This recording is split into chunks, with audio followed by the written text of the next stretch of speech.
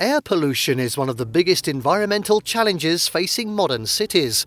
While some urban centres enjoy fresh air and strict environmental regulations, others struggle with dangerously high levels of pollution that impact millions of lives. Today, we're diving into the world's most polluted cities. How bad is it? Cities like Delhi, Lahore and Beijing are among the most affected, with smog-filled skies and toxic air becoming a daily reality for their residents. But what's causing this extreme pollution, and what are these cities doing to fight back? Stay with us as we explore the worst-hit cities, the dangers of air pollution, and the efforts being made to clear the air. Don't forget to like, subscribe, and hit the bell icon for more eye-opening content on global issues. 1. What causes extreme air pollution in cities? Air pollution in cities is driven by human activities, with some natural factors worsening the crisis. The biggest contributors are vehicular emissions, industrial pollution, and agricultural burning. In densely populated cities, millions of vehicles release nitrogen oxides, carbon monoxide, and fine particulate matter. Older vehicles running on diesel worsen the situation, especially in places with weak emission controls. Factories and coal-fired power plants also pump sulfur dioxide and toxic heavy metals into the air. In rapidly growing cities, weak environmental regulations allow industries to operate with little oversight. A major seasonal factor is crop burning, common in South Asia. Farmers burn leftover crop stubble, releasing massive amounts of carbon dioxide and fine particles, which drift into major urban centres, worsening winter smog. Geography can make pollution worse.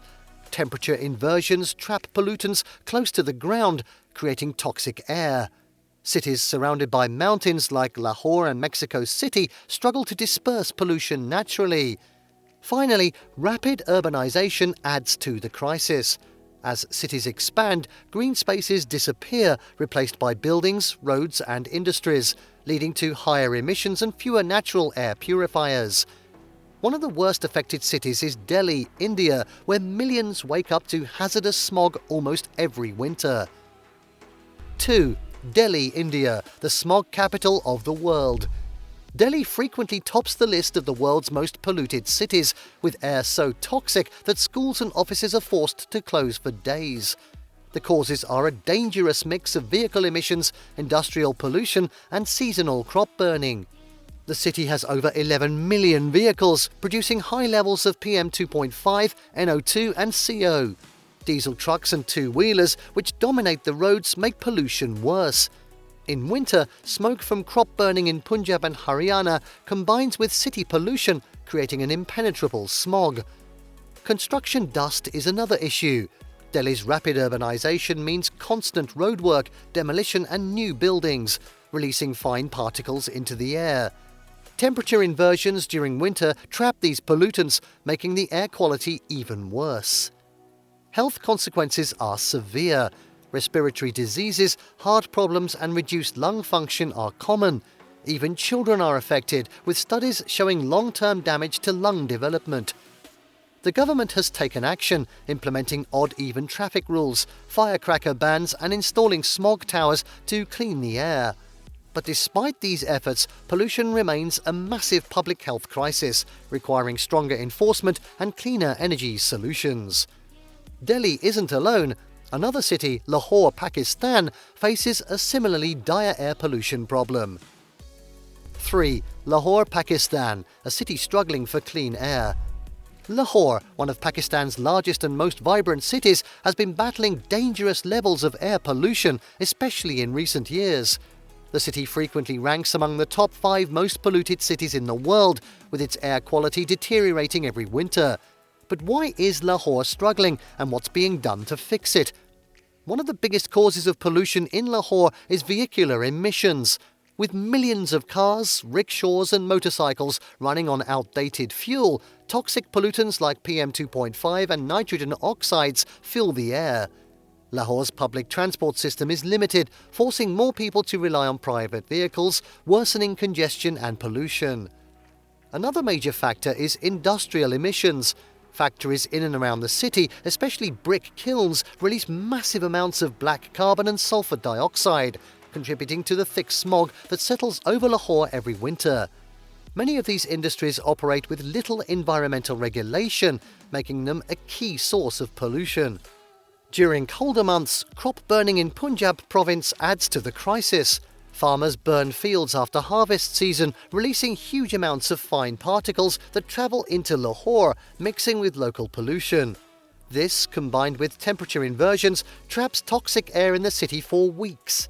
The health effects are severe. Respiratory illnesses, heart disease and eye infections are rising, and schools are often shut down due to hazardous air quality.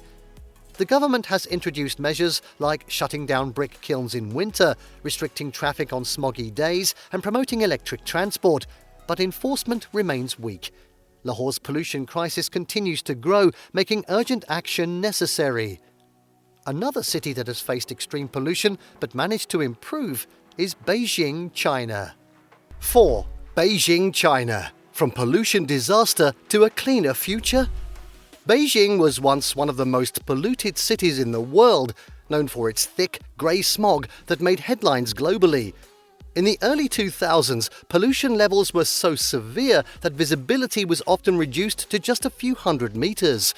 But unlike other cities, Beijing has made remarkable progress in cleaning up its air. For decades, coal-fired power plants were Beijing's biggest pollution source. The city relied heavily on coal for electricity and heating, releasing high levels of sulfur dioxide, PM2.5, and heavy metals into the air. Meanwhile, millions of cars, many running on low-quality fuel, added to the crisis. The 2008 Olympics acted as a turning point. To prepare for the global event, China launched one of the most aggressive anti-pollution campaigns ever seen.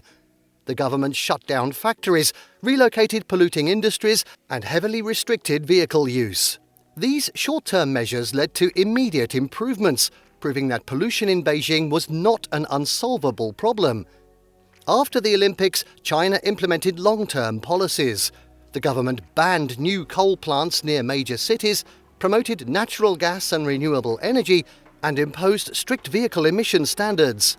Public transport was expanded, and a shift toward electric vehicles became a priority.